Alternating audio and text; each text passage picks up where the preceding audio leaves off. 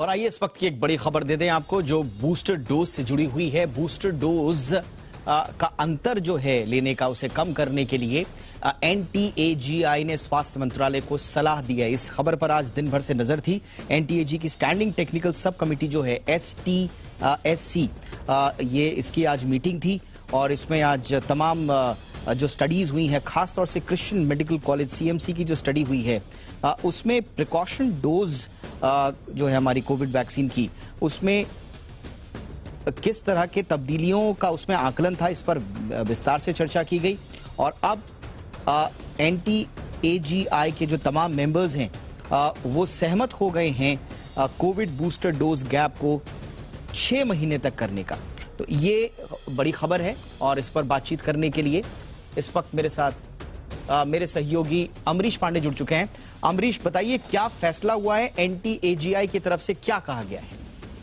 दीपक, आज दोपहर को ये बैठक शुरू हुई थी और लगभग 2.5 घंटे ये बैठक चली थी। इस बैठक में CMC वेल्लोर की जो रिपोर्ट थी उस पर चर्चा हुई और CMC वेल्लोर की 2 रिपोर्ट थी। पहली रिपोर्ट में ये था कि 6 साल से 12 साल के बच्चों को क्या वैक्सीन लगाई जानी चाहिए, अगर नहीं तो क्यों, और अगर लगाना है तो क्यों और कितना उसका अंतर होना चाहिए।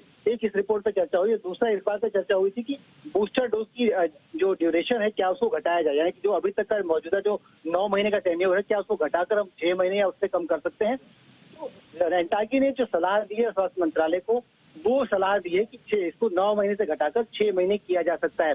यानी कि जो वैक्सीन का जो डोज है, बूस्टर डोज का जो अंतर है, वो आखिरी बार आपकी जो वैक्सीन लगी थी, दूसरी वैक्सीन, उसके बाद 6 महीने के अंदर आप इस वैक्सीन को ले सकते हैं। पहले ये छूट थी लेकिन सिर्फ उन लोगों के लिए थी जो विदेश यात्रा पर जा रहे थे या फिर जो बुजुर्ग थे या बीमार थे। अब ये जो है सबके लिए ये छूट लागू हो जाएगी, यानी कि अब आप 6 महीने के अंदर आप वैक्सीन का बूस्टर डोज ले सकेंगे। अच्छा, अभी तो अमरीश, स्वास्थ्य मंत्रालय करेगा। अभी तो ये सलाह है ना NTAGI की तरफ से, फाइनल फैसला तो अभी स्वास्थ्य मंत्रालय को लेना है। बिल्कुल, ये सलाहकार समिति है, ये इसने सलाह दी है। इसकी जो सलाह होती है वो साक्ष्यों के आधार पे होती है, स्टडी के आधार पे होती है और उस स्टडी को आधार बनाकर ये अपने सलाह सुझाव देते हैं और उस सुझाव को मानना जो है CDSC और स्वास्थ्य मंत्रालय का अंतिम फैसला होता है। तो जो हमारी जानकारी के अनुसार स्वास्थ्य मंत्रालय भी जल्दी से फैसला लेगा। इसके पीछे एक बड़ी वजह यह है कि कोविड के मामले लगातार बढ़ रहे हैं और सरकार ये चाहती है कि जिस तरह से मामले बढ़ रहे हैं, लोगों ने एक बार फिर से वैक्सीन सेंटर पर जाना शुरू किया है, तो ऐसे में बूस्टर डोज को भी अगर हम अंतर घटा देते हैं तो ज्यादा से ज्यादा लोग वैक्सीन लगाने के लिए आगे आएंगे और बूस्टर डोज लगवाने से ज्यादा लोगों को हम इसके लिए सुरक्षित रख पाएंगे। तो ये एक बड़ी वजह है सरकार की और ये जो हमारी जानकारी के अनुसार सरकार इस पर जल्दी ही मंजूरी भी दे सकती है, जल्दी इसका आदेश भी स्वास्थ्य मंत्रालय जारी कर सकता है। स्वाभाविक रूप से NTAGI का जो गठन किया गया था वो महत्वपूर्ण सलाहों के लिए ही किया गया है। अब एक महत्वपूर्ण सलाह उसकी ओर से आई है तो स्वास्थ्य मंत्रालय जल्द इस पर कोई आधिकारिक फैसला भी ले लेगा।